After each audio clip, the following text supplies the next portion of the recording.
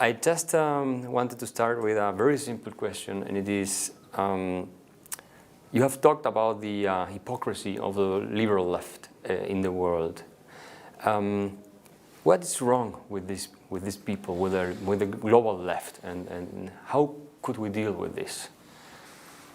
I think the hypocrisy of the elites was a big part of the populist backlash that we saw in the English-speaking world last year. Now, the elites of the right are not hypocritical.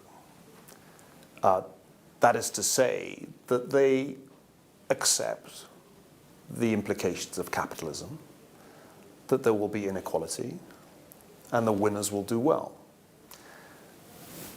The liberal left, in fact, enjoys the benefits of inequality even more, it seems to me, than the right. And yet, hypocritically, they insist that there's something terribly wrong with the consequences of capitalism.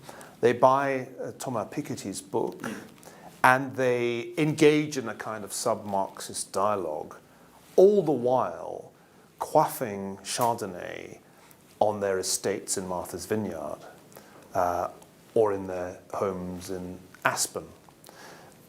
They lament endlessly the consequences of industrialization for the climate, and yet they fly to conferences to discuss climate change in their private jets. They go on the Women's March as a kind of protest against Donald Trump's sexism, and then they turn out themselves, in the case of Harvey Weinstein, to be serial harassers of women and allegedly rapists. So the hypocrisy of the liberal left is the thing that drives middle America and provincial England nuts. What they can't stand is the two-facedness of the people in the private jets in Hollywood, on the Upper East Side of Manhattan, who then lecture them about their way of life, condescend to them, whether it's on religion, whether it's on firearms, accuse them of being bigots.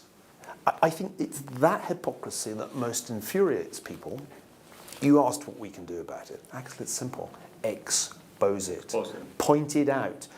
Keep reminding people of the fundamental hypocrisy of these liberal elites who enjoy all the benefits of capitalism, but are very determined not to share them, but would in fact like to adopt policies that will reduce social mobility, will make it harder for people in the working class to rise out of the working class and into the middle class, who would rather use state subsidies to trap people in poverty, who would rather have an underclass dependent on the state than have social mobility. I think that's what we need to do. We keep needing to hammer home the hypocrisy at the heart of this particular iteration of social democracy, which I think is really what it is.